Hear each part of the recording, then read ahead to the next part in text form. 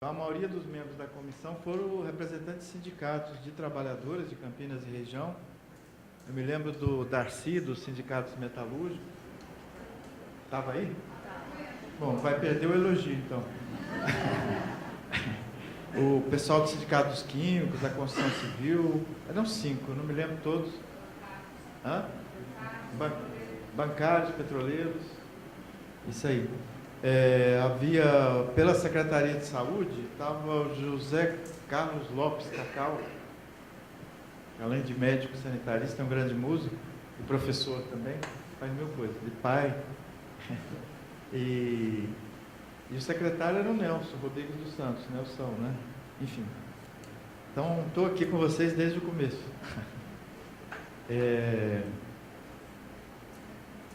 Obrigado.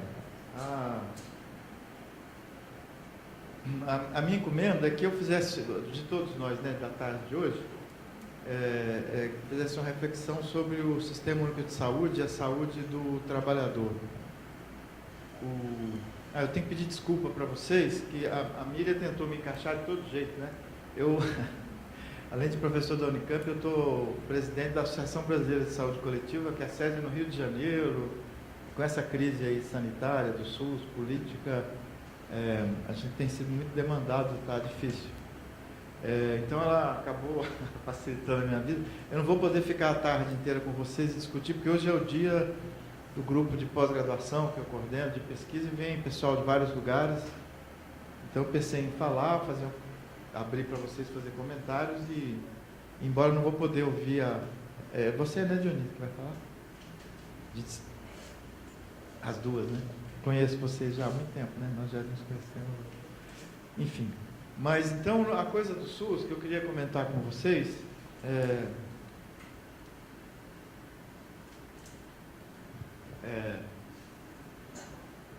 uma vez eu disse, aí depois parei de dizer que eu achei que era meio atrapalhada a frase, mas uma vez eu disse, agora eu estou voltando a dizer, que o SUS, o projeto do SUS, a ideia do Sistema Único de Saúde, era melhor do que o Brasil, porque o SUS tem uma concepção mais generosa do que é o nosso país, do ponto de vista de maioria, né?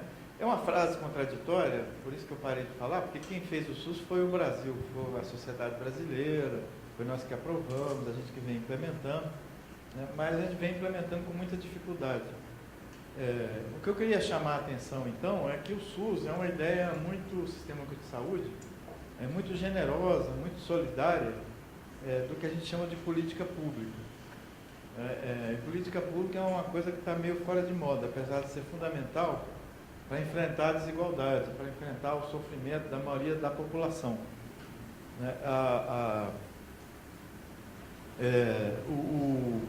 A ideia, o conceito, o projeto, as diretrizes, o modelo do Sistema Único de Saúde não é brasileiro.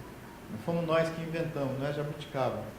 Na verdade, isso foi aprovado, né, na Constituinte, no fim da ditadura militar, com um movimento sanitário de vários setores da sociedade que participavam e participam até hoje. Mas a inspiração nossa foi a criação de políticas públicas, né, de direitos humanos, de direitos sociais, desenvolvidas principalmente na Europa. Não só na Europa, mas na Europa. Alguns países da América Latina, mas principalmente os países europeus, que com seus partidos trabalhistas, social-democratas, socialistas, comunistas, ao longo do século XX, principalmente até os anos 70, defenderam os interesses da maioria da população, e partiram da ideia de que o crescimento econômico por si só, o crescimento econômico, não garante igualdade, não garante bem-estar social para a maioria. Porque o crescimento econômico deixado a si mesmo, ele ocorre, só que tende a concentrar a renda. Os ricos ficam cada vez mais ricos, a classe média cada vez mais... se cria uma elite no país, então se não houver um movimento político de redistribuição da riqueza que é produzida, isso é feito através de impostos, de políticas públicas, de direitos trabalhistas, de direitos previdenciários, a gente não tem distribuição de renda. O Brasil é um dos países mais desiguais do mundo. Já fomos mais desiguais do que somos hoje, mas somos muito desiguais ainda. né? São muito desiguais. Desigual de renda, desigualdade de poder, desigualdade de gênero, né? A cultura do machismo é fortíssima, desigualdade étnica, os afrodescendentes, população indígena é perseguida até hoje, desigualdade no trabalho, desigualdade entre empresários, gestores e os trabalhadores, né? Apesar da gente ter conquistado, e a Constituinte de 88 é um exemplo disso, a gente ter conquistado muitas coisas. Pois bem, o SUS faz parte dessa tradição que eu estou falando aqui, não é de outra. Ou seja, uma tradição de tentar, através, no caso da saúde, do direito universal à saúde, né, de garantir bem-estar social, de garantir igualdade, independente da renda, independente da etnia, da religião, do gênero, se está empregado, se não está empregado. Essa é um pouco a ideia de política pública. Política pública, está na moda das metáforas religiosas, eu quero fazer uma aqui também. Política pública é a parábola do filho pródigo. Não sei se vocês lembram dessa história lá, né, que Jesus Cristo contou, dizem que contou, que o pai tinha 3 filhos, o filho mais novo era descabeçado, louco, improdutivo, ineficiente, preguiçoso, revoltado, rebelde, boêmio, babá. O pai tinha alguns bens, os 2 filhos trabalhavam, o mais velho trabalhava muito com ele, e esse filho mais jovem cai no mundo, vai embora, sofre para burro, apanha. Quando ele volta, o pai protege o filho mais novo, aí os 2 falam, mas os produtivos somos nós, os competitivos somos nós. Por que você está protegendo? Porque ele é o mais frágil, é o mais vulnerável, tem maior risco. Então, essa é a ideia das políticas públicas, da saúde, então, isso é mais radical. Né? Nós não estamos do lado, nós estamos do lado do ser humano, a saúde coletiva, o SUS, né? Não estamos de lado da indústria farmacêutica, não estamos de lado das profissões de saúde. Óbvio que tem que cuidar das profissões de saúde todas, garantir direitos, etc. Mas, radicalmente, a ideia a educação pública deveria ser a mesma coisa. Estamos do lado dos alunos, da formação, é outra política pública importante. Se tiver só escola privada, o país não avança. Né? Bom, o SUS, a ideia do Sistema Único de Saúde, então, ela vem desses países. O primeiro, quem construiu esse projeto foi o movimento trabalhista, sindical, articulado com intelectuais da Inglaterra.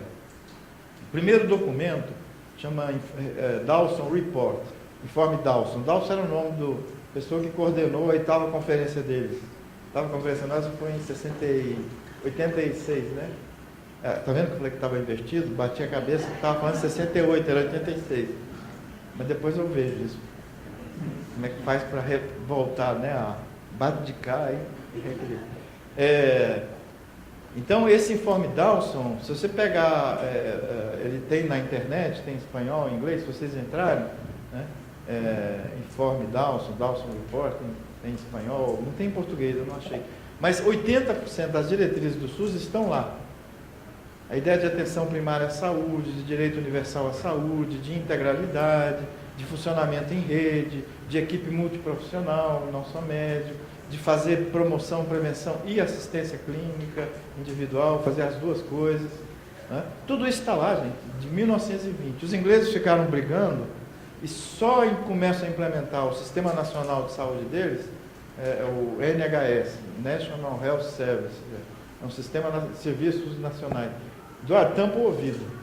Você é a Lana, tampa o ouvido. São meus alunos lá. Vocês já ouviram isso? Então pode. Eu estou brincando. Então 80% está lá e os ingleses só vão conseguir começar a implementar o sistema, o SUS deles, quer dizer, nós somos mais novos do que eles. Em 1948, depois da guerra, quando o Partido Trabalhista e seus aliados vencem. O ministro da Saúde que começa a implantar era sindicalista da área do carvão, era carvoeiro, não tinha feito nem ensino médio, foi o ministro da Saúde, o ministro de Planejamento, Belveridge, também era um trabalhador, de origem trabalhadora, ou seja, o trabalhismo inglês, apesar de ser um país imperialista, que tinha colônias, etc., internamente os trabalhadores conseguiram criar um estado de bem-estar social. Isso até 1980, quando a Margaret Thatcher, que é a primeira liberal que ganha o poder, né, o liberal, e os trabalhistas ficam parecidos com os liberais cada vez mais. vão abandonando essa ligação com a maioria da população e apostando no crescimento econômico e não no desenvolvimento econômico, humano e ecológico, que é o que a gente tem que fazer hoje. Não adianta crescimento econômico sem desenvolvimento humano. E para ter desenvolvimento humano e social, precisa de política pública, precisa de SUS, precisa de educação pública, de reforma urbana, política habitacional, essas coisas todas.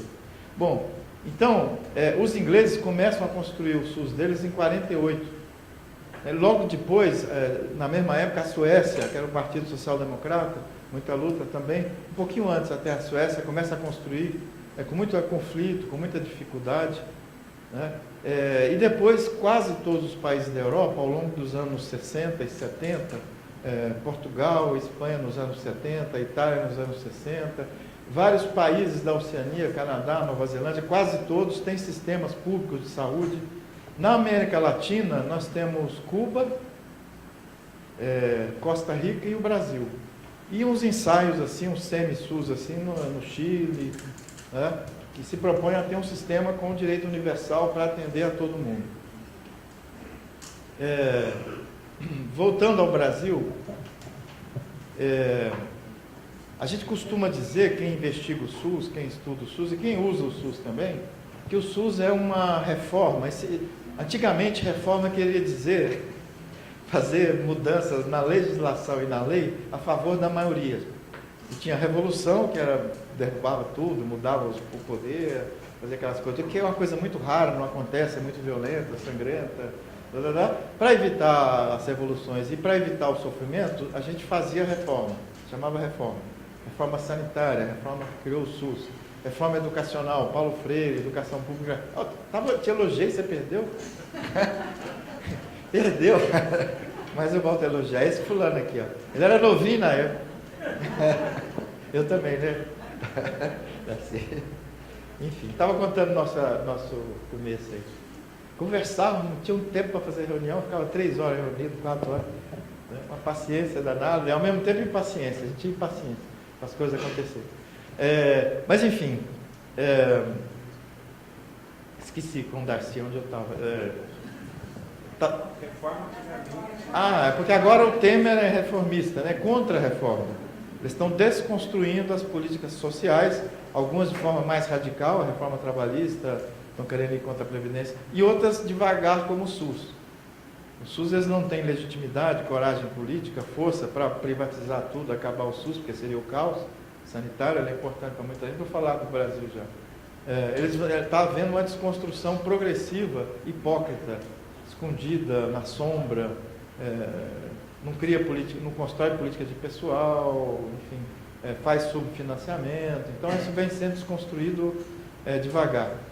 O SUS, no Brasil, então vocês veem que é uma ideia muito radical de direito universal à saúde, né? Esses países, eles têm um sistema de coleta de imposto que a gente chama de progressivo. Os mais ricos pagam mais, os menos, ou seja, a maioria da população paga menos.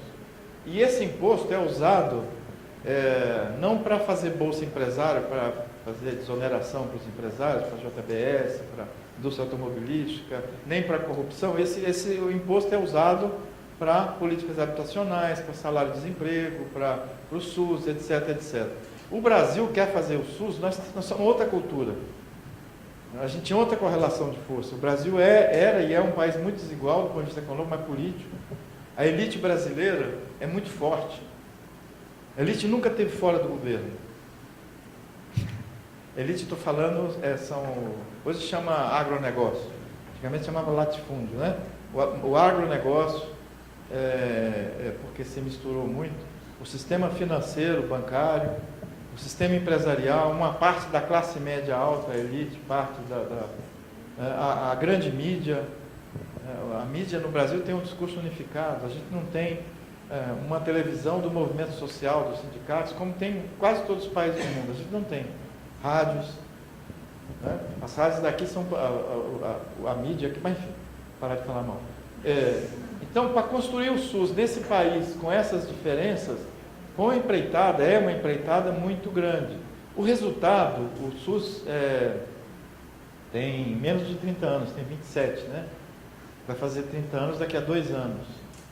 Eles variam, né? Tem gente que fala que o SUS começou com a Constituinte, tem gente que fala com a Lei Orgânica, 90, 88, tem uma... Mas enfim, se for 90, faltam 2 anos, sei lá quantos anos. A cabeça batida me atrapalhou as contas. Vou ter que estudar matemática. Então, o pessoal fala que o SUS é uma reforma incompleta. Por que incompleta? Porque a gente não conseguiu implementar por vários problemas. A gente não teve o financiamento adequado para garantir a universalidade, para estender a cobertura. Só para vocês terem uma ideia, a maioria dos sistemas nacionais de saúde, públicos, universais, tem uma atenção primária, atenção básica, no Brasil, estratégia da família, muito grande. Na Inglaterra, 99% das pessoas, 99%, ou seja, tem 1% que é elite, os piratas, muito pirado, enfim. 99% está inscrito numa equipe de saúde da família. Lá chamamos generalistas, enfermeiro, médico, generalista. Não é para pobre, 99% das pessoas. 99% das pessoas não tem convênio, não usa privado, não tem plano privado. 80% do gasto em saúde na Inglaterra, ou na Espanha, ou no Canadá, eu estou falando da Inglaterra, mas nesses países é público, é do imposto. Tá? Então, o Brasil, por várias razões, uma delas é o financiamento, né, que foi insuficiente. A outra é que a gente arranjou um jeito meio enviesado de implementar o SUS, Sistema Único de Saúde. A gente fez uma descentralização muito radical. Nenhum país do mundo é o município responsável por implementar o SUS. Por quê? O município não consegue. Não consegue por quê? Porque tem que ter hospital quaternário, terciário, transplante, terapia intensiva, controlar as epidemias. Nenhum município controla a epidemia de dengue, de zika, de AIDS, né? Ou seja, o município tem um papel nos outros países, mas tem a descentralização vai até a maior parte dos estados, eles chamam de províncias, na Espanha comunidades autônomas, não é tão autônoma assim, né? Catalunha queria ir demais, seguraram para cá, mas enfim, a descentralização vai até aí, outros países, no Canadá vai nas províncias, que seriam os estados nossos, na Itália, que é muito centralizado, vai até as regiões de saúde, macro-regiões. A Itália tem 80 regiões, 1 milhão e pouco cada pessoa. Por quê? Porque em cada região tem tudo, tem a rede inteira. Tem prevenção, tem saúde do trabalhador, tem... Eu ia começar dizendo o seguinte, saúde do trabalhador não é só saúde ocupacional. Ou não é só saúde do trabalhador durante o trabalho. É também isso. Saúde do trabalhador é isso que eu estou falando.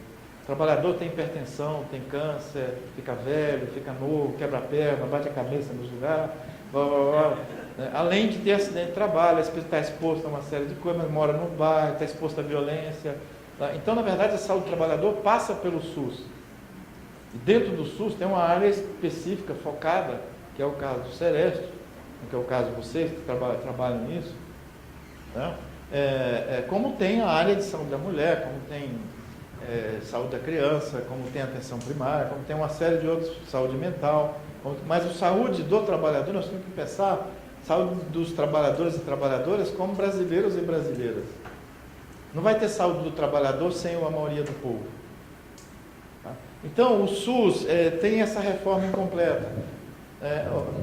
A implementação do SUS foi tardia em relação a outros países. A gente começa em 88, 90, foi o auge do neoliberalismo, foi o primeiro presidente eleito depois da ditadura, Collor de Mello. Vocês lembram? A primeira declaração dele como atual ministro da Saúde, o Ricardo Barros, era contra o SUS. Esse cara disse que é contra o SUS.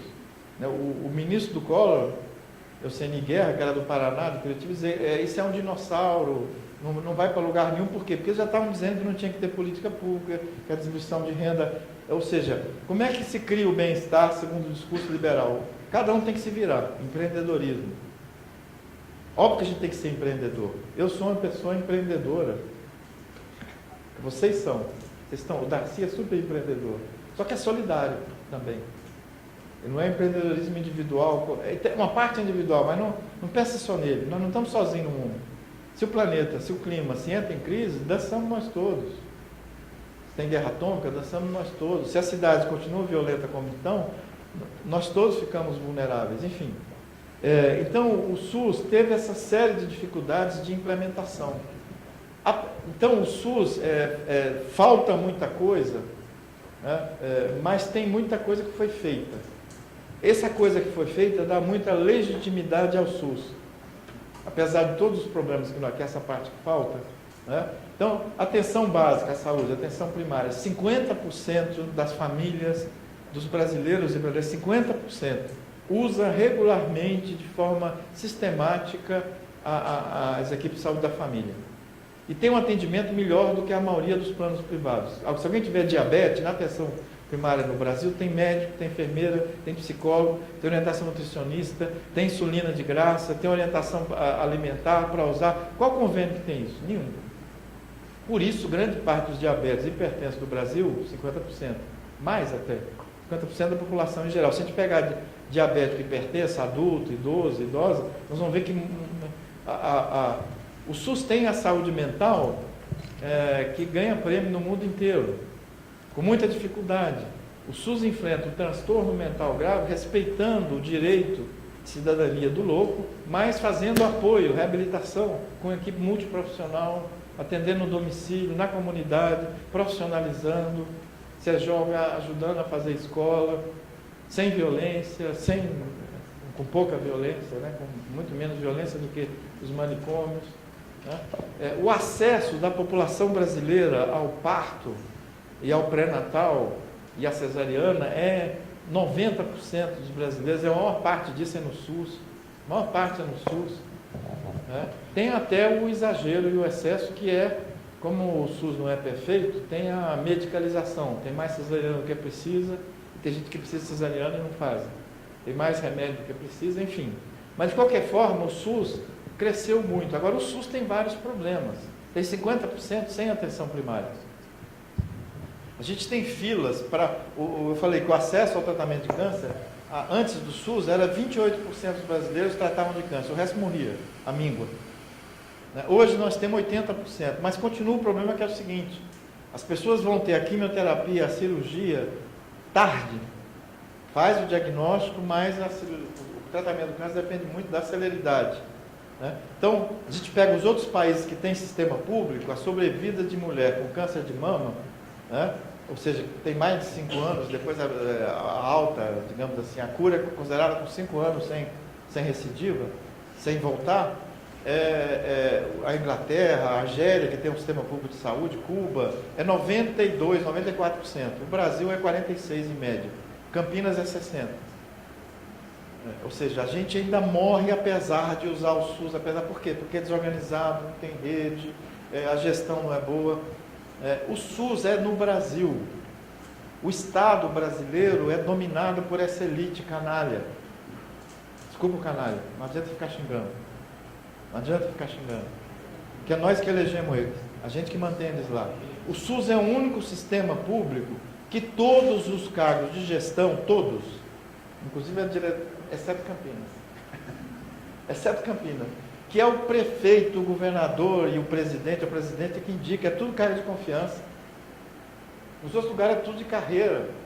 Eu perguntei o vice-ministro da Inglaterra, quando trocou agora o governo, trocou o partido, a aliança, era trabalhista, passou conservador, falei, quantas pessoas você demitiu?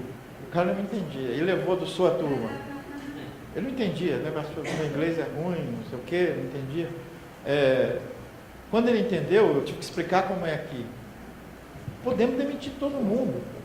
O único lugar que tem uma norma interna, não é lei, para ter uma seleção pública interna, é Campinas, para atenção básica, para o Sereste, para os CAPs.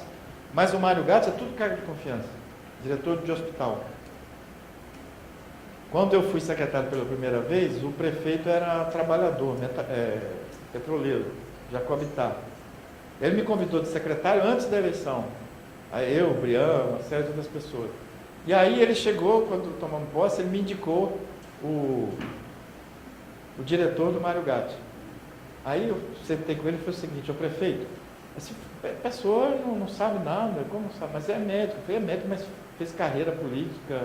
A única vez que ele entrou no hospital, quando estava doente, para tirar os créditos lá do curso, da graduação. Não dá, cara. Você pegar alguém que tem terapia intensiva, de urgência e emergência, que seja humanista, que seja honesto, não que seja bandido, conservador. Por aí a gente... Mas enfim, no Brasil, ele concordou e tirou, nem indicou essa pessoa. Que era um bom político, mas sabe, não é porque é um bom político que pode dirigir o hospital. O Brasil é o único país. Então, a gestão nossa, apesar do esforço, por que o SUS conseguiu fazer tudo isso que fez, apesar de todas essas dificuldades? Porque tem movimento social, porque tem vocês, porque tem os profissionais, porque tem os usuários, porque tem os sindicatos. Tem uma parte da população que sustenta, que pressiona, que diz não, que negocia, que consegue fazer. Né? Só que o SUS deixa muito a desejar. Eu tenho mais 5 minutos, depois eu quero ouvir vocês. Eu quero dizer para vocês o seguinte.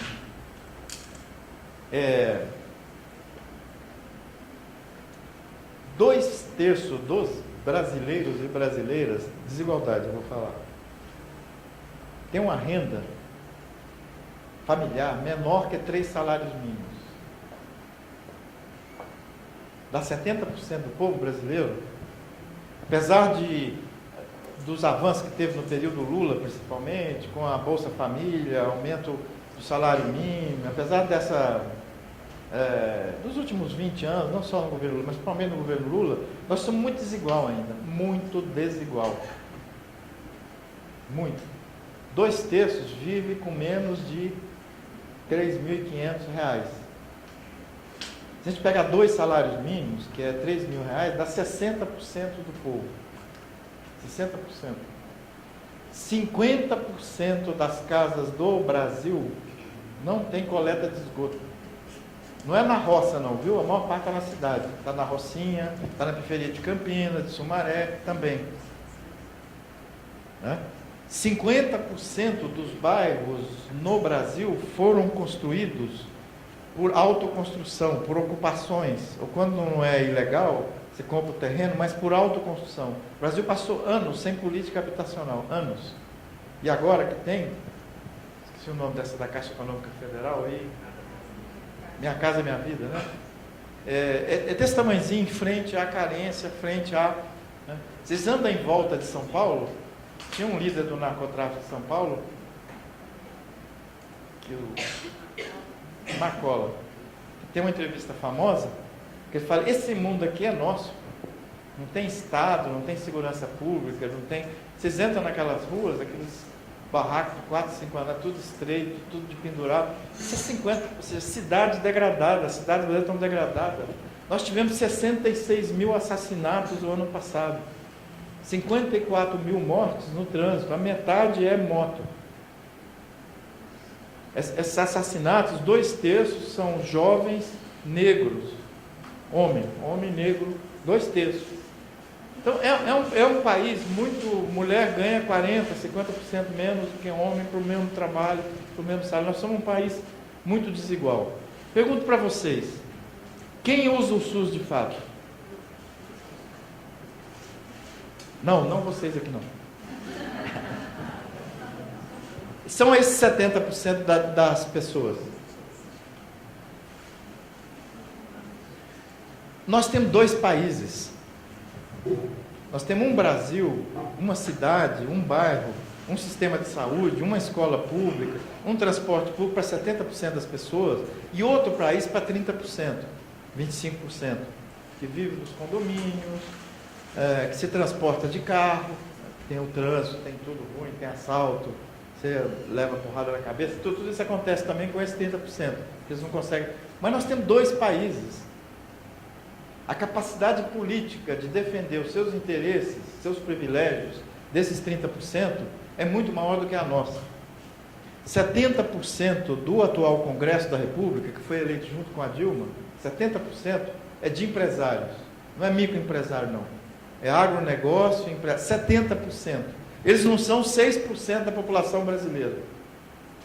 Nunca tão pouco trabalhador foi eleito. A gente vinha melhorando isso desde o fim da ditadura, ou seja, o que é? O Congresso representar mais, a maioria é homem, 70% é homem, as mulheres são 51%. Negro e afrodescendente dá 20 e poucos por cento, são a metade da população brasileira. Então, um Congresso conservador, reacionário, antipovo, não gosta do povo, não gosta desses bairros, não gosta de estar aí. O SUS está sendo feito não pela mídia, não por mim, não por vocês que estão aqui, mas está sendo feito com a cara dessas pessoas. Não é um SUS universal, é um SUS para a população pobre, população que pode ser desrespeitada. O hospital das clínicas, das universidades, chique, cheirosa, branca. Agora não é branquinha mais, antigamente era branquinha, agora com as cotas não é branquinha mais. Está com cara do Brasil. Mas os HC manda todo mundo chegar às 7 horas da manhã. Você acha que fazia isso com classe média alta? Fazia isso com médico, com enfermeira, com fazendeiro? Todo mundo chega às 7 horas da manhã nos HC, na maioria deles. Por quê? Porque é para esse povo. Os postinhos de saúde, o povo fala postinho, não fala, que preconceito, como o povo é conservador, é postinho sim. Cai os pedaços, os CAPs, eu elogiei.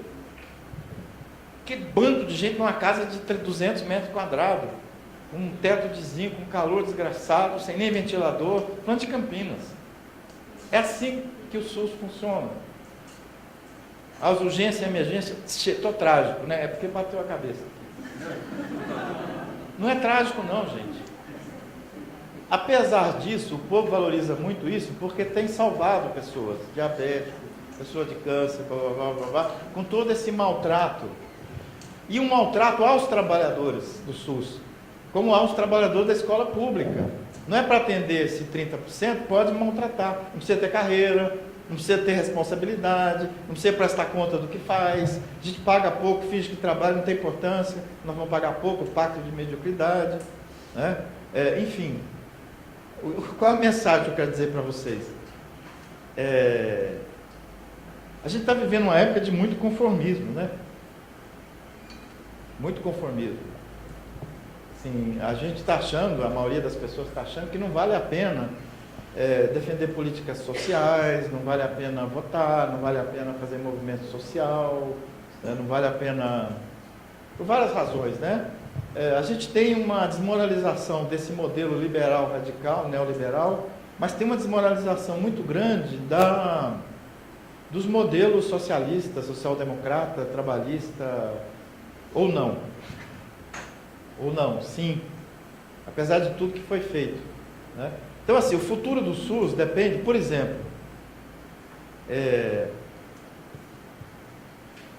os sindicatos de trabalhadores defendem o SUS nos seus congressos, no acordo, no dissídio coletivo, seguro privado, plano privado. Então, na verdade, os trabalhadores fizeram uma aliança com a elite. Tem uma coisa no Brasil, gente, que é o seguinte, faz parte da nossa cultura. A gente nunca confiou no Estado. Era os capatazes portugueses, era a colônia, depois é o Sarney da vida, os fazendeiros da vida, o funcionário público, apesar de ter salário pequeno, o pessoal mais antigo aqui lembra, se vestia igual a elite, botava terninho, colete, gravatinha, escolher a casa grande, não a senzala. Preconceito, racista, burocrata, desrespeito ao usuário. O SUS mudou muito isso, nós temos movimento de trabalhador de saúde, na área da educação nós temos professores que estão do lado do usuário, né? Mas nós aprendemos a não confiar no governo, a não confiar no Estado, a não confiar na burocracia. Então, no fundo, a gente é muito empreendedor. A maior parte das casas de pobre no Brasil foi autoconstrução. Se você vier, fizeram mutirão, compravam cimento à prestação, fazer não sei o quê, fazer gambiarra, não tinha arquiteto, fica com gato muitos anos, até legalizar com a CPFL, seja lá do que for. Né? Na saúde, em grande medida, tem isso. A gente não sente que o SUS é de todo brasileiro. Eu falei dos sindicalistas, mas os trabalhadores da saúde, boa parte dos trabalhadores da saúde, quando tem dissídio, pressiona o Estado, o governo federal, estadual, para que parte do orçamento público vá para pagar seguro privado para eles. Ou seja, o povo que cozinha não come a sua comida. Os trabalhadores de saúde, os trabalhadores do Ministério da Saúde têm convênio privado, têm plano privado. Da Fundação Oswaldo Cruz, de quem eu me orgulho muito, tem convênio privado. A Brasco, que é a Associação de Doutores, nós estamos iniciando uma campanha para fazer uma campanha para aprovar uma lei, uma norma, proibindo usar orçamento público e recurso público para pagar convênio privado, inclusive das estatais. Petrobras, Caixa Econômica Federal, tudo tem convênio privado. Nós não apostamos no SUS. Você não estamos no mesmo barco, nós estamos em dois barcos diferentes, e o SUS está com um barco que pode ser afundado, que pode ser precarizado, que pode ser esculhambado, que pode ficar cada vez mais para pobre, que não tem que incorporar o melhor que tem. E quando incorpora o melhor que tem, foi na pressão. Nós temos um grande programa de AIDS, porque o homem que faz sexo com o homem, o pessoal que vive com HIV, seus familiares, foram para cima dos prefeitos, dos governadores, para cima, com pressão, com muita pressão. Campinas, quem vive em Campinas tem mais direito à saúde do que quem vive em Salvador, porque aqui o movimento social, o movimento popular pressionou mais. Aqui o sistema do SUS garante sobrevida para 60% das mulheres com câncer. Lá em Salvador é 38%. Ou seja, então o tal da igualdade, da equidade do SUS também depende do que a gente faz, que é inevitável. Então a mensagem que eu queria trazer para vocês é o seguinte: vamos lutar por política pública. Os trabalhadores empregados têm que lutar pelo desempregado, que vai ficar desempregado, é uma questão de tempo, só ficar mais velho, chegar no 48, vai ser mandado embora. Então, uma vez metalúrgico, sempre metalúrgico. Acho que algumas coisas tem que fazer assim, ainda que seja depois ambulante, vender qualquer coisa. Ou seja, nós temos que pensar na cidade, ser solidário com a cidade. Os sindicatos têm que lutar pelo sul do seu território, tem que lutar por plano urbano, por reforma urbana no território onde está o sindicato. As nossas cidades estão degradando. A epidemia de dengue, de zika, é fruto da degradação urbana. Inventaram que o mosquito é resiliente, é super resistente. Mas é porque tem degradação urbana. Enfim, gente, era isso que eu queria falar com vocês. Vale a pena lutar pelos direitos sociais, vale a pena gerar, só que o Brasil, vou terminar para onde eu comecei, nós temos que melhorar. Não é só nossos políticos, não. Nós temos que melhorar o Brasil, nós temos que repensar o que nós estamos fazendo. Não dá para ser só empreendedor, nós vamos para o buraco. Nós, a humanidade, o mundo inteiro, mas aqui em cada cidade, a gente tem que participar dessas coisas que defendem os coletivos, a universidade pública. Dou graças a nós, eu ia falar graças a Deus também, mas graças a nós, que a Unicamp botou cota, botou prioridade para a escola pública. A gente dá aula hoje é outro Unicamp. Porque aquilo lá é mantido com orçamento público. Há 6 anos atrás, eu fiz uma iniciação científica com um aluno lá da medicina, Gabriel. 80% dos alunos da medicina era do extrato de renda A, que corresponde a 2,5% da população brasileira, está entendendo? 2,5% mais rico era dos 80% dos nossos alunos de medicina. Passou 3 anos sem ter um negro, uma negra. Hoje, 5 anos de cota, 5 anos de discriminação positiva, ponto a mais no vestibular, a gente está parecido com o Brasil. Um lugar conservador, difícil e tal. Bom, eu tenho só 5 minutos. Posso ouvir umas perguntinhas do povo? Vocês querem fazer algum comentário, alguma pergunta? Tem outros oradores, vocês têm outras posições.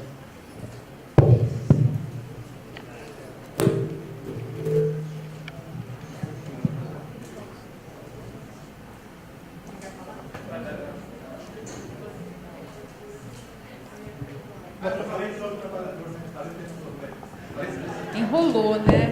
Enrolou a gente, né? Eu peguei o microfone primeiro para agradecer, assim, super bom te ouvir sempre, né? O Gastão é uma pessoa com quem a gente aprende sempre de um jeito leve, se diverte, apesar dele trazer a fala do Cavaleiro do Apocalipse, é verdadeira, né? Não é mentira, nós estamos realmente numa situação muito complicada, mas eu queria só te denunciar em público, dizer que essa sua conversa mole e tal, é que enrolou muita gente, inclusive eu, para ir para a saúde pública, né? Se hoje eu estou na saúde pública, é porque quando eu estava lá no 6º ano, eu escutei você falando, me encantei, falei, nossa, dá para fazer alguma coisa boa com esse diploma. Né? Então, agradecer muito que você esteja aqui. Você fala da gente lutar por política pública, eu queria que você especificasse um pouco mais como é que você está vendo a saída desse negócio, se você tem alguma reflexão em termos assim de propostas de reorganização, como é que você tem trabalhado isso?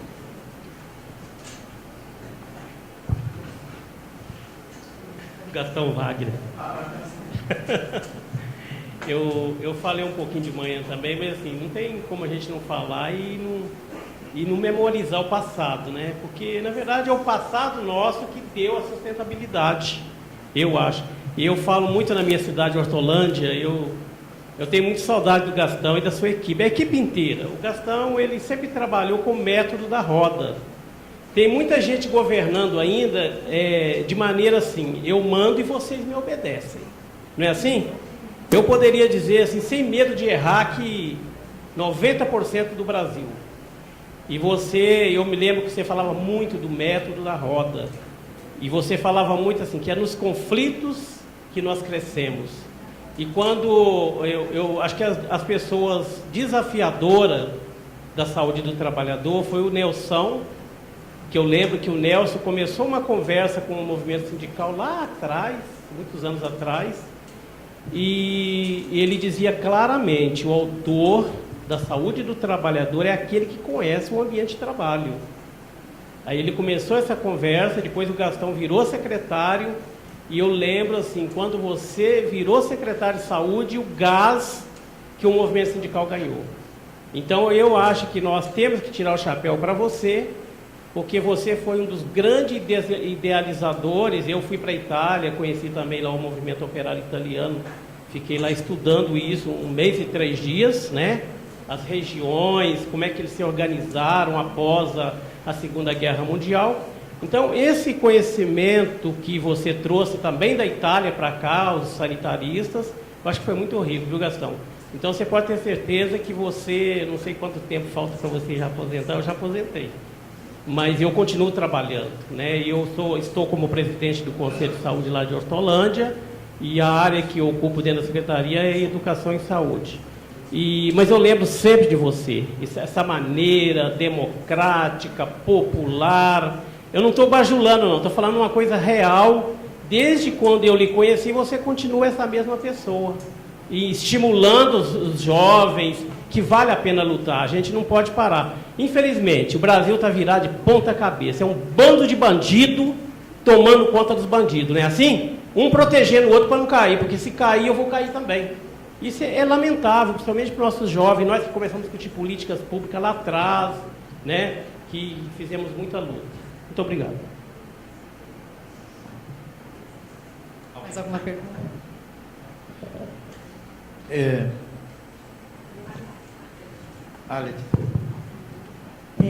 Oi, Gastão. É muito bom estar aqui. Eu vim lá da Bahia só para provar um pouquinho, porque no próximo ano vão ser nossos 30 anos lá da Bahia também, da Saúde do Trabalhador lá. E também estou no GT Saúde do Trabalhador da Brasco, né? E a gente tem discutido muito, né, que estratégias, né, que a gente pode botar em movimento aí para dar conta não só de enfrentar, mas de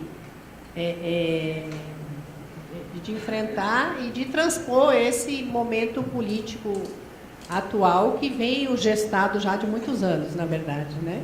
Então, eu queria, do ponto de vista aí desse processo da construção da reforma sanitária, que você falou tão bem nesse histórico, e do que a gente pode fazer hoje, acrescentando, né, o que foi colocado, eu queria que você falasse um pouquinho assim, o que vocês têm discutido, ou você vislumbra, né, como perspectiva do ponto de vista de um dos principais nós críticos do SUS, e que tem a ver também com toda essa política de desmonte dos direitos sociais, essa política neoliberal que está aí, que atinge não só os servidores de saúde, mas atinge todos os servidores públicos, né, da União, dos estados e municípios, do ponto de vista de quebrar, de fato, né, todas as categorias de servidores públicos que são a sustentação das políticas públicas nas diversas áreas, né?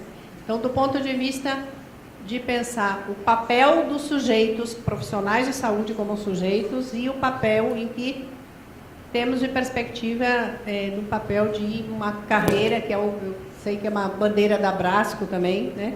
De uma carreira nacional do SUS ou política de recurso humano para o SUS, enfim, o que você está vendo nessa perspectiva? Fiquei analisando, né? Falei pouca proposta. Sobre saúde do trabalhador, estrito senso, eu acho que é uma área. Falei sobre o Lacais, que é meio pateta, toda vez que eu falo, mas ele não está aqui, eu posso falar. Francisco Lacais. É uma área onde o SUS menos avançou, porque é no terreno de quem tem poder, né? Então, acho que a gente avançou pouco. A rede de Sereste é pequena, né? Não há unificação, um pedaço, a maior parte da vigilância está no Ministério do Trabalho, a reabilitação está na Previdência até hoje, e o SUS tem uma estrito senso, é um programa frágil. Eu acho, vendo a experiência de outros lugares do mundo, que a gente tinha que lutar para transformar os SESMITs, vincular o SESMIT ao SUS e botar a atenção primária lá. Deixar de ser um serviço da empresa e ser um serviço do SUS. Entendendo o que eu estou falando? Não. Na Itália é assim. Você tem atenção primária no território e tem atenção primária nas empresas. Generalista, com formação em saúde do trabalhador, em prevenção, com funções de vigilância sanitária. Todas as empresas que têm SESMIT, o SESMIT tem que estar vinculado, pode fazer isso progressivo, tem que vincular o SUS, obedecer a nós e não a empresa. Fazer concurso fora, blá, blá. Isso radicalizaria, eu acho que é uma coisa... Vamos ter força para fazer? Sei lá, tem que começar a brigar. Quem é que acreditou que o SUS ia sair num país desigual desse? Mas, enfim, acho que essa é uma coisa. A outra é tentar integrar mais, no nível secundário, terciário, as vigilâncias, né? A vigilância do Ministério do Trabalho precisava estar integrada, articulada aos Serestes, né? Devia ser uma unidade de nível secundário, especialidade, como tem os CAPs na saúde mental, seja de referência de AIDS, você faz prevenção, trabalha no território, faz fábrica, e juntando as coisas, né? E a reabilitação do trabalhador também, acho que tinha que vir para o SUS. Enfim, sobre o SUS em geral, e o Brasil, abraço, nós estamos com uma frase lá, que a esperança somos nós e os outros. Começou com a esperança somos nós somos muito pouco, tem que ter os outros. Ou seja, nós temos que melhorar o Brasil, gente. Eu estou conversando com meus alunos bastante sobre a questão de gênero, sobre o Estado, como é que a gente lida com o público. O século XX ficou devendo para nós. O socialismo real foi um desastre autoritário, melhorou, ninguém morre de fome, tem menos desigualdade, mas liberdade, autoritarismo, burocracia, um partido só tomou conta de tudo. Aí, onde não é o socialismo, as políticas públicas viram politicagem, corrupção, beneficia quem tem capital, e nós, enfim, é política pública, mas... Então, essa conversa a gente tem que ter. Em relação ao SUS especificamente, a gente tem que defender o SUS existente e defender o que está faltando. Por exemplo, pedir mais dinheiro para o SUS, eu ando falando, não adianta pedir sem dizer para que é. Eu quero mais dinheiro para dobrar a capacidade de atenção primária, para fazer Sereste, para transformar o SESMIT em atenção primária, vincular o SUS. Eu quero tanto, mais 20 bilhões para criar uma política de pessoal no SUS unificada. Então, nós temos que dizer para quê? Para identificar as filas que tem em cada região de saúde do Brasil, que é diferente, as filas são diferentes, e construir o hospital, o serviço de oncologia, de saúde mental que tiver específico, focal, construir ou contratar, enfim. Né? Política de pessoal, gente, se a gente ficar brigando por carreira municipal, estadual e federal, não vai sair nunca. Carreira dos médicos, enfermeiros. Então, eu acho que a gente tem que ter uma política de pessoal do SUS. Como o SUS é tripartite, trifrênico, não é esquizofrênico, é trifrênico, tem município, Estado e União, tem que criar uma fundação, uma autarquia tripartite, coordenada pela tripartite, que está lá em Brasília, e criar um fundo público dos municípios do Estado para ter política de pessoal, inclusive com aposentadoria, os fundos de pensão. Todo mundo tinha que ser servidor do SUS. Fazer concurso para o Estado de São Paulo, para o Brasil, começa a atenção primária aqui, começa no Sereste de Campinas, depois vai para o Sereste de Campos de Jordão, sei lá. Eu estou brincando. Mas, ou seja, que é igual tem que ser, senão, porque no SUS você entra num lugar, você vai ficar lá a vida inteira, naquele lugar. Enfim, eu acho que essas carreiras tinham que ser multiprofissional e por área temática. Carreira para atenção primária. e com os direitos matricialmente, horizontalmente, de cada profissão, fisioterapeuta, dos NAF, né? Política para hospital e serviços especializados, política para a área de saúde coletiva, vigilância à saúde, política de pessoal para a área de apoio administrativo, financeiro, pessoal que vai fazer o apoio do SUS, multiprofissional, né? Essa política de pessoal tem que respeitar os direitos trabalhistas e introduzir no Brasil a responsabilidade sanitária. A gente tem que prestar conta do resultado do nosso trabalho. A gente acha que isso é abuso, no Brasil não é. Todo o Sistema Nacional de Saúde, a população, os usuários, sabe o que cada equipe produz e não produz.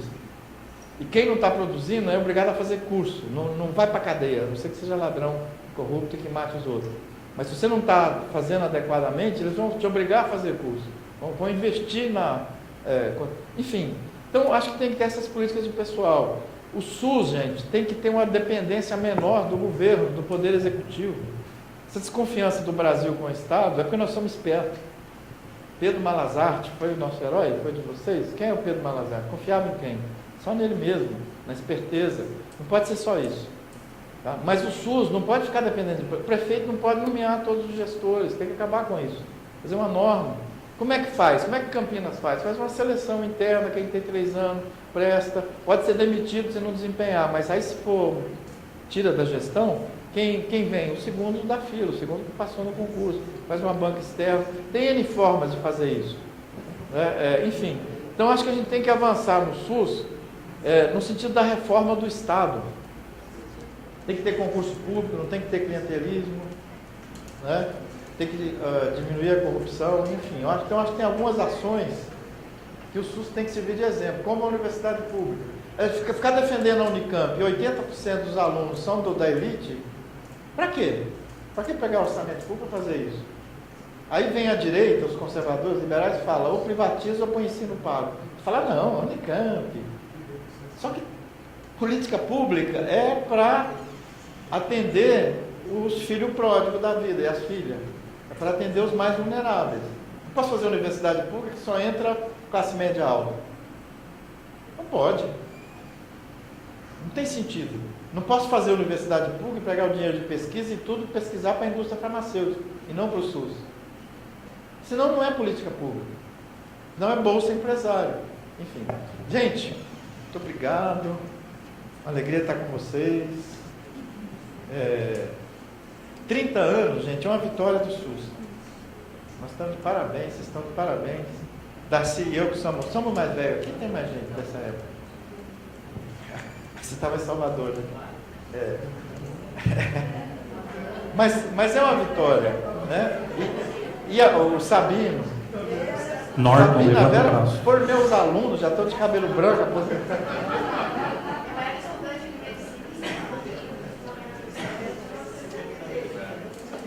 Então. Boa sorte para vocês, bom debate. Mas a gente tem que ter paciência, viu, gente? Lembra a música do Gonzaguinha que falou começar de novo? Dá azar essa música, mas enfim. Não quer começar de novo, porque o passado está aí, a gente tem um monte de coisa. Mas tem que reconstruir a confiança, tem que reconstruir a... Eu estou apostando nos movimentos sociais. Abraço. Eu quero a independência do mercado, movimento social. Queremos independência do governo, seja lá, inclusive no que eu votei, independência. Autonomia. Não é que não defende uma medida, a outra, vai cada um escolhe o que quer fazer. Independência dos partidos políticos. Mas tem que ter projeto comum em defesa da cidade, das pessoas, do ambiente. Obrigado.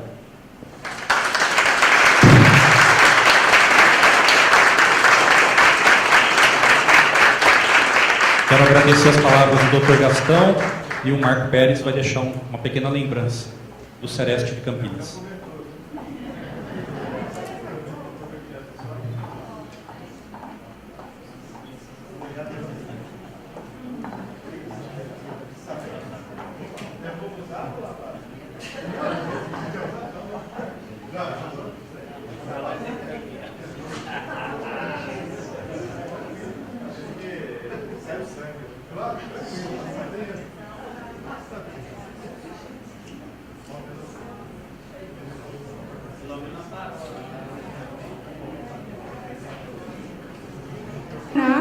E acabei largando a odontologia por um problema que me impediu de trabalhar como dentista. E aí, engraçado, sei lá, não sei como, por 2 meses eu fui coordenadora de um centro de referência em saúde do trabalhador, num município um pouco maior, que chama Juazeiro do Norte, no interior do Ceará. Foi quando então eu fui aprovada no concurso para o Ministério da Saúde e vim para Brasília trabalhar na Coordenação Geral de Saúde Bucal. Depois eu fiz um outro concurso e aí, como analista técnica de políticas sociais, eu optei por ser lotada na Coordenação Geral de Saúde do Trabalhador. Talvez um pouco pelas questões pessoais, mas também pelo desafio e pela curiosidade de entender melhor o papel do Sereste, já que eu tinha coordenado o Sereste apenas por 2 meses e aí realmente pela complexidade da coisa, da demanda, acabei não me envolvendo tanto porque tive que ir para Brasília.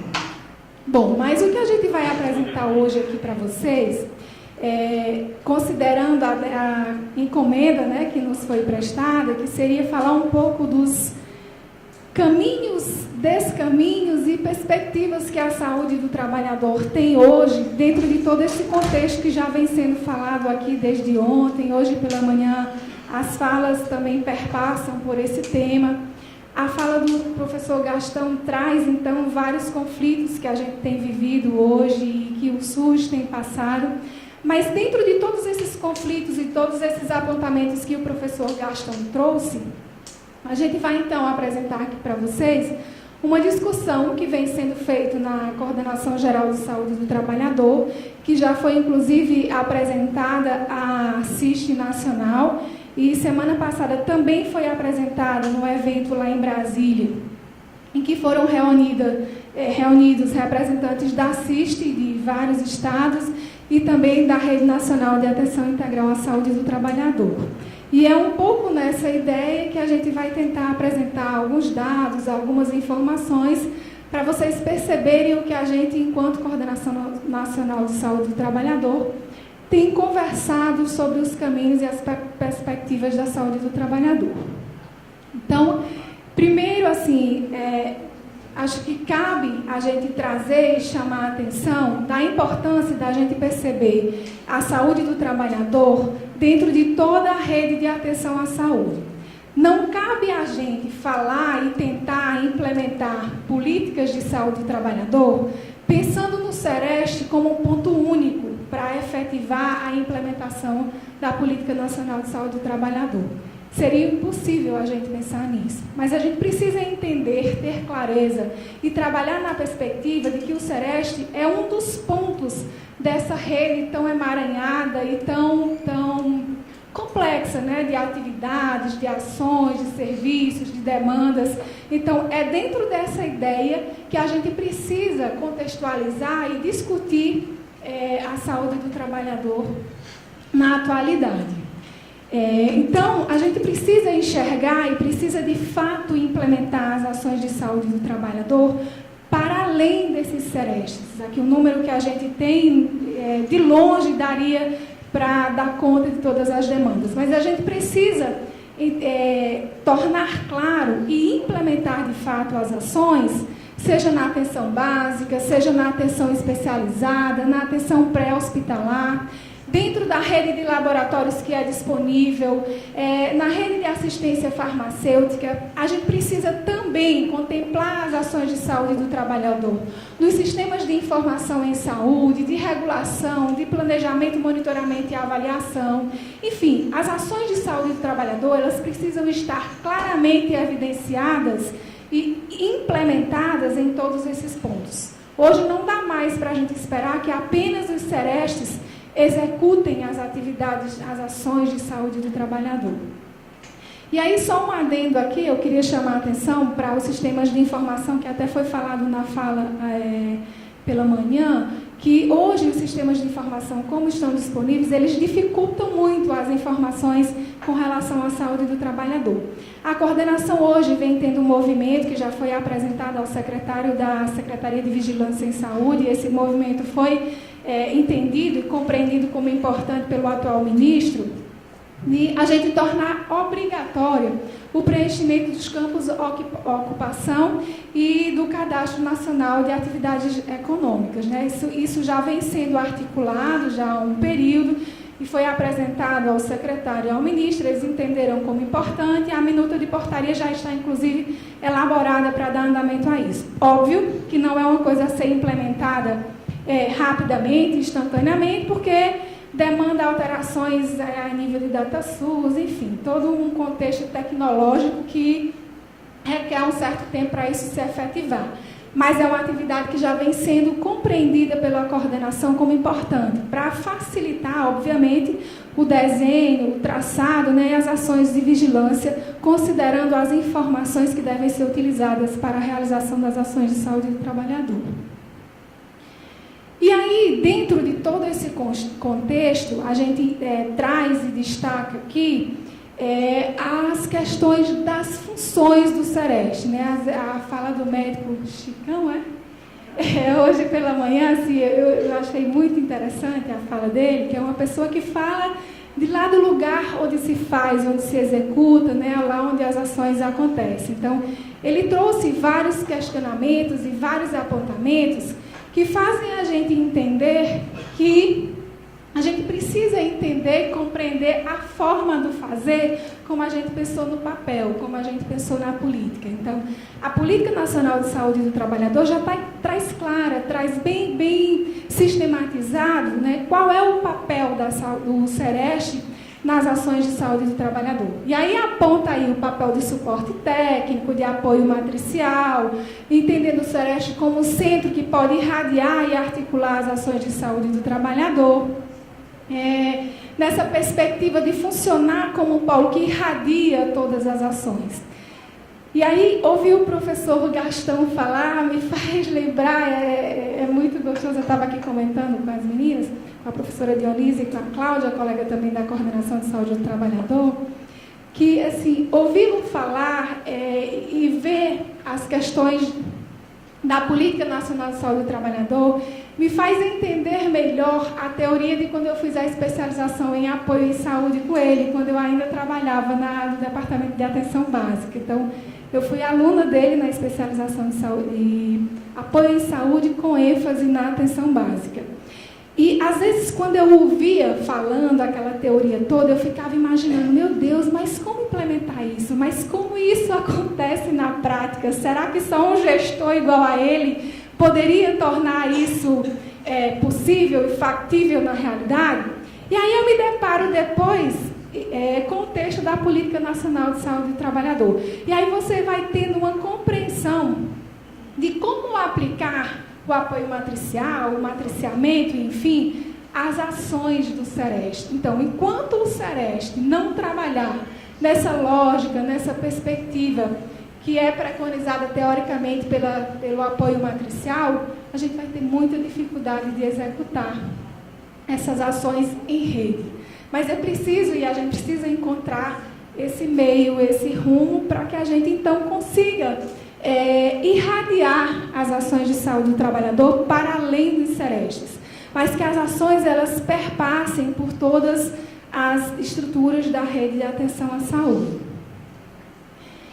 E aí a discussão que eu vou trazer e que eu trouxe aqui de forma sistematizada, muito em tabela, é meio chatinho de ver, mas é só para vocês compreenderem a complexidade do desenho dos Serestes de hoje. Mas hoje, a gente, vocês que são da área, né, que acompanham sempre, devem saber que foi uma demanda da última Conferência Nacional de Saúde do Trabalhador que cada região de saúde tivesse um Sereste. Então, toda região de saúde, conforme foi aprovado na Conferência Nacional de Saúde do Trabalhador, deveria ter um centro de referência regional, tá?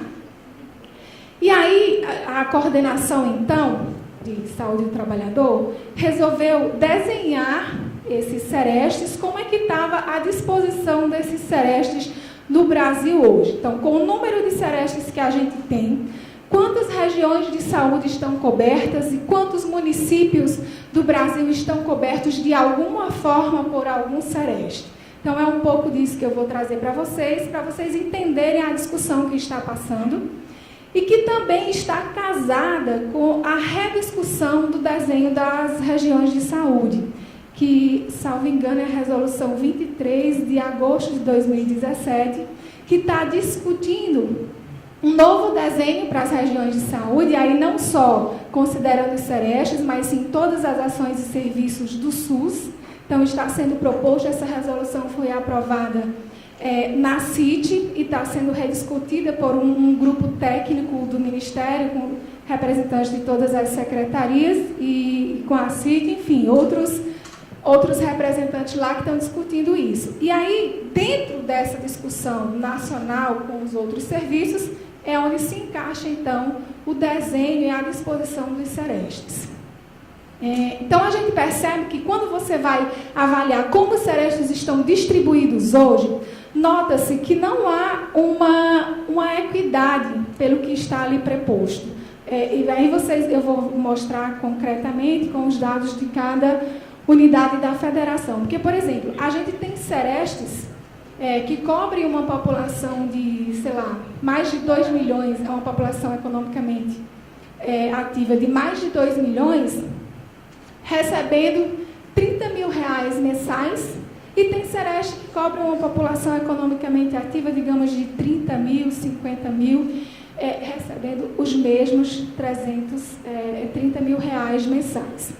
Há Serestes que cobrem, sei lá, mais de 100 municípios e há Serestes que cobrem apenas 5 municípios. E aí, onde fica a equidade, onde fica a lógica, qual é o critério que está sendo adotado?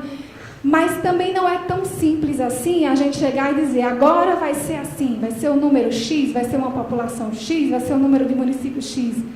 Tecnicamente não é tão fácil elaborar essa proposta. E é por isso que a coordenação pôs em discussão com a CIST, pôs em discussão agora nesse evento com a Renast e representantes da CIST também, porque não existe uma proposta fechada para isso. Enfim, para além desse descompasso, dessa desigualdade entre a distribuição dos recursos e a população economicamente ativa, a gente também tem que considerar que, vocês devem saber, né, que existem Serestes regionais de gestão estadual e Serestes regionais de gestão municipal, tá? Só que esses Serestes regionais, sejam eles de gestão municipal ou de gestão estadual, eles precisam cobrir uma determinada área de abrangência que inclui mais de um município. Só que o recurso é repassado para o Fundo Municipal de Saúde ou para o Fundo Estadual de Saúde. Não existe uma figura jurídica típica região de saúde, para o Ministério da Saúde repassar o recurso para essa figura, para essa região de saúde, e a região, então, fazer a gestão desse recurso que é repassado. Isso tem sido impasse no desenvolvimento, na implementação das ações do Sereste.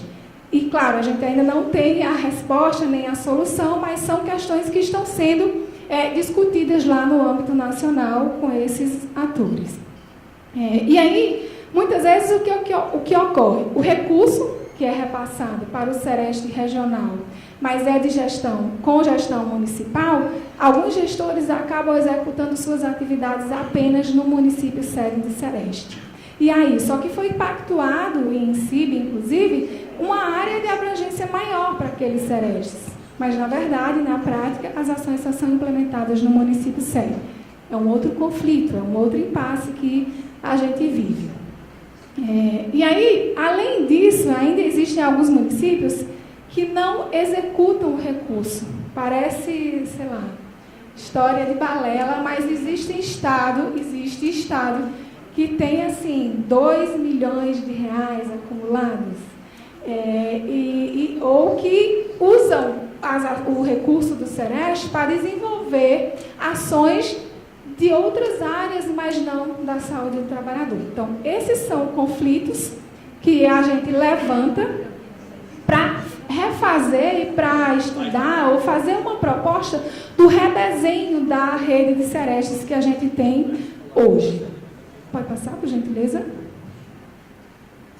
E aí, só bem rapidamente aqui, são alguns dados, a gente passa, então, o repasse anual, que é repassado para cada unidade da federação, com relação ao Sereste estadual e com relação ao número de Serestes regionais que tem em cada unidade da federação.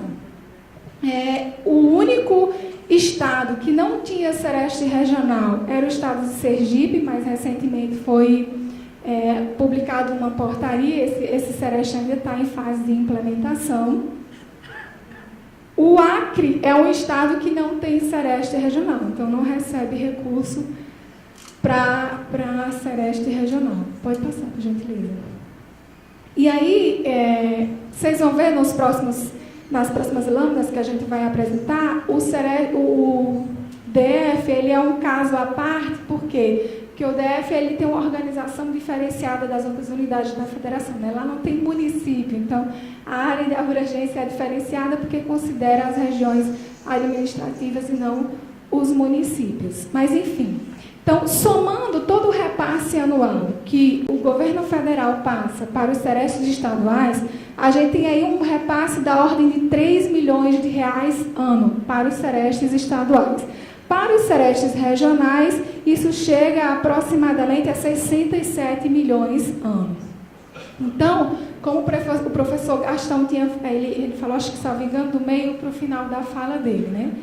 A gente entende, é claro para a gente, que existem poucos Serestes, que o número de Serestes que existem hoje não dá conta da demanda, está longe de dar conta, mas a gente também precisa justificar tecnicamente como e por que a gente quer ampliar essa rede, tá? Então, para se justificar, como o professor Gastão falou, o repasse de recursos. Então, a gente repassa X para X Serestes, para eles desenvolverem determinadas atividades, e a gente precisa ampliar. Então, para ampliar isso, vai precisar de tanto para desenvolver tais e tais atividades. É essa a discussão que vem sendo feita na Coordenação Geral de Saúde do Trabalhador. E aí eu vou passar aqui também só fazendo alguns destaques para vocês entenderem como é que está o desenho hoje. Então, se a gente pega, por exemplo, tem o percentual de regiões de saúde com cobertura de pelo menos um Sereste. Aí aqui, quando a gente fez esse cálculo do percentual de regiões de saúde com cobertura de pelo menos um Sereste, o que a gente fez? Não é a região de saúde que é completamente coberta por apenas um Sereste. É a região de saúde que tem algum Sereste lá, independente de estar todos os municípios daquela região coberta, independente, inclusive, do município sede do Sereste estar naquela região. Porque como é formado hoje, como é distribuído hoje, nós temos um Sereste que tem municípios da sua área de abrangência numa região de saúde e noutra, mas a sede está aqui só nessa. Naquela outra, obviamente, não tem a sede. Mas ele, de alguma forma, está oficialmente cobrindo aquela área. Tem Sereste que só cobre uma região de saúde inteira, então todos os municípios daquela região de saúde estão na área de abrangência daquele Sereste. Tem Sereste que não cobre a região toda, tem Sereste que cobre 2 regiões parcialmente, enfim. O desenho hoje, como ele está hoje, é bem mesclado, é bem heterogêneo. Então, é como está aqui, o percentual de regiões de saúde com cobertura de pelo menos um Sereste. Por exemplo, no Acre, como eu já falei, não existe Sereste regional, né? Não existe Sereste regional. Significa que há 0% de região de saúde coberta. Nenhuma está coberta. Quando a gente vai, então, para Roraima, Ceará, Maranhão e Pernambuco, tem 100% de regiões de saúde cobertas se a gente considera essa, digamos assim, salada mista de formatos de Sereste. Ficou compreendido? Porque às vezes vocês veem aqui a apresentação, quando vai fazer outro indicador, dá um número diferente. Mas que fiquem bem claro o que a gente considerou como percentual de regiões de saúde cobertas por Sereste. Pode passar. E aí, por exemplo, quando a gente vai para o Mato Grosso, a gente tem, então, 16 regiões de saúde, tá? E aí, eu, salvo engano, me recordo que lá no Mato Grosso a gente tinha 4 Serestes regionais. Então, esses 4 Serestes regionais do Mato Grosso cobrem hoje 4 regiões de saúde, possivelmente 1 para 1. Aí, nesse caso, existe para cada Sereste uma região de saúde completamente coberta. Significa dizer que o percentual de regiões de saúde com cobertura de pelo menos um Sereste regional no Mato Grosso está, então, de 25%. Só que aí a gente tem outros desenhos, outros formatos, tá? Então, é fazendo esse desenho, é fazendo essa análise que a gente está tentando encontrar uma forma de reorganizar esses serestes, pensando, sim, na equidade dessa distribuição. Então, hoje, nós temos, das 438 regiões de saúde do Brasil, a gente tem 323 cobertas por pelo menos um sereste regional, considerando essa diversidade de formatos que eu comentei em relação ao indicador. Pode passar, por gentileza? Tá, e aqui se a gente tenta, então, caracterizar individualmente, óbvio que eu não vou falar de cada um, fiz só alguns destaques, dos serestes, considerando o município sede, né, qual é, o número de municípios que são abarcados por aquele sereste na sua região, a população economicamente ativa coberta, o número de estabelecimentos de saúde públicos e privados, aí a diversidade é ainda maior. O número de frutas na salada é ainda maior. Mas, assim, só para fazer também um destaque, por exemplo, a gente tem aqui, no estado do Amazonas, o sereste regional de Tefé, que tem abrangência de 7 municípios, cobrindo uma população economicamente ativa de mais ou menos 53 mil, enquanto em Belém a gente tem um sereste cobrindo 14 municípios e uma população economicamente ativa de mais de 1 milhão, recebendo os mesmos 30 mil reais. Pode passar, por gentileza. Aí, veja só, vem Rorainópolis, lá em Rondônia, que tem 5 municípios cobrindo uma população economicamente ativa de 26 mil. Aí vocês podem dizer, mas tem que considerar a região geográfica, tem que considerar o distanciamento entre os municípios. Óbvio, tudo isso a gente realmente tem que considerar. E isso está sendo discutido, isso está sendo analisado, está sendo olhado. É difícil encontrar o rumo, porque realmente assim, são vários critérios que vão interferir nesse redesenho. E a gente está trazendo para a discussão, inclusive para que vocês façam propostas, sei lá, dar uma ideia de como que a gente poderia redesenhar esses serestes. Pode passar, por gentileza. Aí, só mais um, por exemplo, na Bahia a gente tem Caetité, Letícia, que está até destacado em vermelho. Caetité é um dos que foi publicado em portaria recentemente, mas também está em fase de implementação, por isso está destacado lá em vermelho. E aí, Jequiel, veja só, é mais ou menos, esses estão mais ou menos igual, né? Um com 25 municípios, o outro com 21, a população economicamente ativa mais ou menos a mesma, se a gente pega só esses 2 critérios. Pode passar, gentileza. Aí a gente vem para o Ceará. Lá no Ceará, olha só o descompasso aqui, por exemplo, entre o sereste regional de Fortaleza e o sereste regional de Aracati. O de Fortaleza cobre 35 municípios.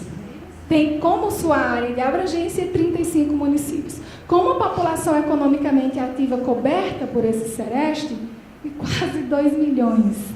Aí, ao mesmo tempo, no mesmo estado, tem um que só cobre 4 municípios com 47 mil de população economicamente ativa.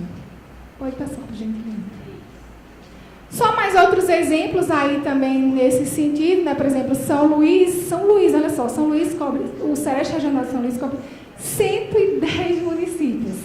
E aí a gente fica imaginando assim, mesmo considerando o sereste como um apoio técnico, né? Como um apoio técnico-pedagógico, como um matriciador, enfim, da rede, será que seria possível? Será que seria cabível? Será que é factível um sereste trabalhar todas aquelas suas funções de vigilância em 110 municípios? A gente só está levantando, a gente não está dizendo que é nem que não é, mas a gente está discutindo, trazendo isso para a pauta. E aí Recife, então no Pernambuco também segue a mesma lógica, a mesma salada. Pode passar, por gentileza. De novo, Piauí, né? No Piauí a gente tem Picos com 56 municípios, cobrindo 56 municípios, com a PEA de 207, Uruçuí cobrindo apenas 5 municípios, com a PEA de 15 mil habitantes, recebendo novamente os mesmos 30 mil reais. Pode passar.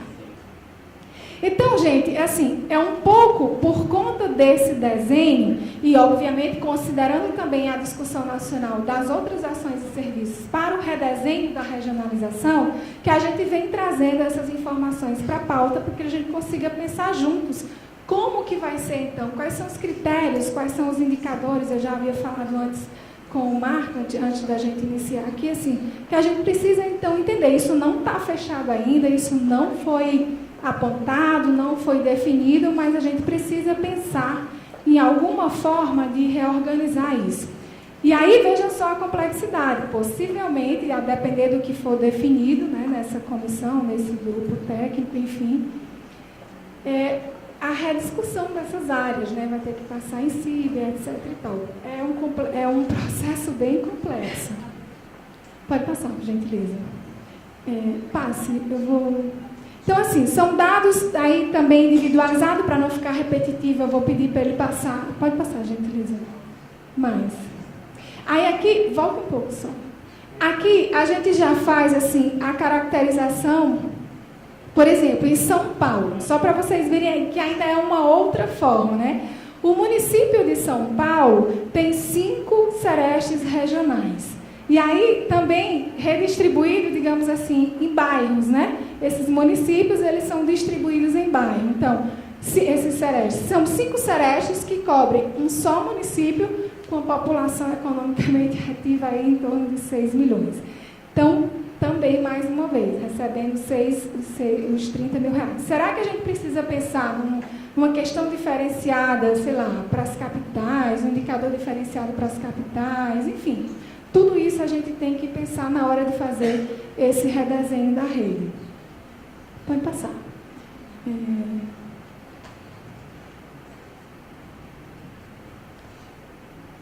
Tá, aí só volta, só por favor. Aí, só para fechar aqui, então, no dado nacional, quando a gente considera esse indicador que foi levantado, né, o percentual, a caracterização dos serestes aí, por número de municípios abrangidos e por PE coberta, veja o que a gente encontra. O número de municípios que são abrangidos hoje por Sereste chega a 4.179 municípios, sendo excluído aí o DF, por conta do que eu já falei, né? Porque não se organiza em município, e excluindo-se também o Acre, porque o Acre não tem Sereste regional, né?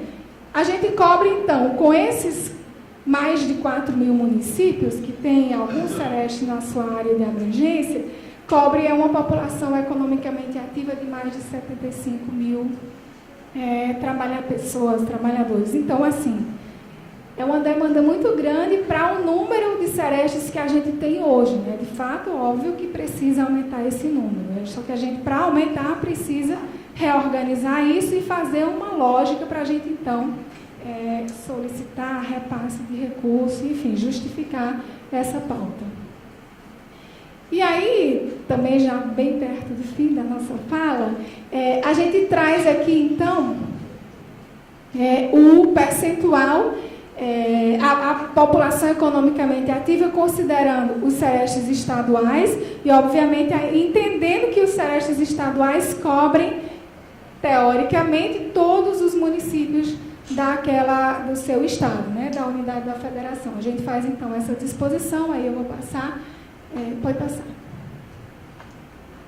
E quando a gente, então, soma a população economicamente ativa, independente de existir ou não Sereste regional, considerando só os Serestes estaduais, aí isso chega a mais de 93 mil. Tá, que fique claro também que esse é um dado do IBGE de 2010, porque como a gente pegou por município, não tinha como ter um dado mais atualizado. Então, isso é só mais uma aproximação. Pode passar, por gentileza. Então, quando a gente faz, então, a caracterização dos serestes regionais, considerando-se o percentual de municípios cobertos e o percentual da população economicamente ativa coberta, considerando todos aqueles dados já apresentados, aí a gente percebe, basicamente, 3 possibilidades. Existe aquela possibilidade em que o percentual de municípios cobertos por região de saúde é aproximadamente satisfatório, No entanto, o percentual da população economicamente ativa é bem mais baixo. Por exemplo, o primeiro chega a 81,3%, o outro a 23%. Então, há um descompasso entre o percentual de municípios cobertos e o percentual da população economicamente ativa coberta por aqueles serestes do Estado. Há uma outra possibilidade em que esses percentuais são ambos baixos. Então, tanto o percentual da população economicamente ativa coberta como o percentual de municípios cobertos é baixo naquela unidade da federação, mas existe a possibilidade inversa àquela primeira, que é o percentual de municípios cobertos é baixo, mas o percentual da população economicamente ativa coberta é baixo. É alta, desculpa. Então, é nesse contexto, é nessa configuração atual que a gente está trabalhando, é esse contexto, é essa configuração atual que a gente vem rediscutindo e está trazendo para vocês rediscutirem, nos fazerem sugestões para a gente encontrar uma forma de ampliar a rede, fazendo uma reorganização melhor, mais equânime, mais que possibilite melhor a equidade. É um pouco nesse sentido. E aí, também, só para finalizar o dado, né, a gente tem, então, a nível nacional, considerando o percentual de municípios cobertos, aí, algo em torno de 76%, e quando a gente vai para a população economicamente ativa coberta, 84%, considerando aquele desenho que eu falei inicialmente, tá? Aquelas inúmeras possibilidades, não é a proporção 1 para 1. Pode passar. Tá, então, diante de tudo isso, todos esses dados, esses números, a apresentação vai ficar disponível para vocês, caso vocês queiram rediscutir internamente. A gente, então, enquanto Coordenação Geral de Saúde do Trabalhador, está propondo um novo modelo de saúde, um novo modelo para essa rede, para esse desenho aí de serestes, e que a gente, de fato, consiga ampliar as ações, especialmente as ações de vigilância em saúde do trabalhador, mas, então, considerando um modelo mais equânime, que possibilite realmente a organização das ações em rede, porque um sereste que fica lá no fim do mundo, atendendo mais de 100 municípios, como é que ele vai trabalhar em rede nesse desenho? Fica um pouco complicado, né? Então, é pensando nisso que a gente, então, está propondo essa rediscussão enquanto Coordenação Geral de Saúde do Trabalhador. E aí, a gente pensou lá, tecnicamente, em alguns critérios que também já foram conversados com representantes da CIST, que agora foram apresentados no último encontro da Renast e da CIST em Brasília, acho que semana passada, alguns critérios que a gente precisa considerar na organização e no redesenho desses serestes. Quais seriam, quais as propostas? Talvez até existam mais, mas isso que a gente conseguiu apontar, por exemplo, a população economicamente ativa, a densidade demográfica, a capacidade local instalada, a quantidade de estabelecimentos de saúde, o apoio estadual que a gestão passa para esses serestes, porque às vezes um sereste com o mesmo número de municípios, com a mesma população economicamente ativa de abrangência, no sereste em que o apoio da gestão estadual é melhor, tem uma ação completamente diferente do outro em que isso não ocorre. O perfil epidemiológico também deve ser considerado, né? É importante a gente perceber, por exemplo, um sereste que tem atividades econômicas com maior risco. Obviamente, talvez ele tenha que cobrir uma área menor, um número, enfim. Então, é dentro de toda essa complexidade que a gente está rediscutindo a organização e a disposição desses serestes, e aí para considerar ainda mais as vulnerabilidades. Então, vejam vocês, não é fácil a gente traçar um critério para esse desenho.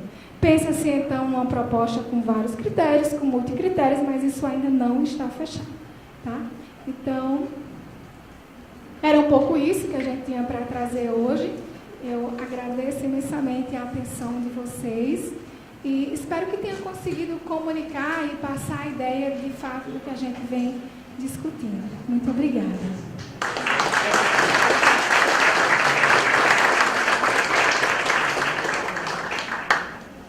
Ellen, muito obrigado. A gente vai fazer o debate depois, tá bom? O Sr. Marco vai deixar uma lembrancinha com você.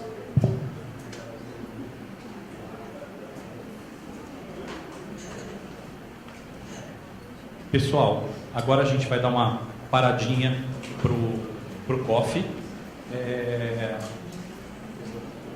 Pessoal, vamos fazer uns reajustes de horário.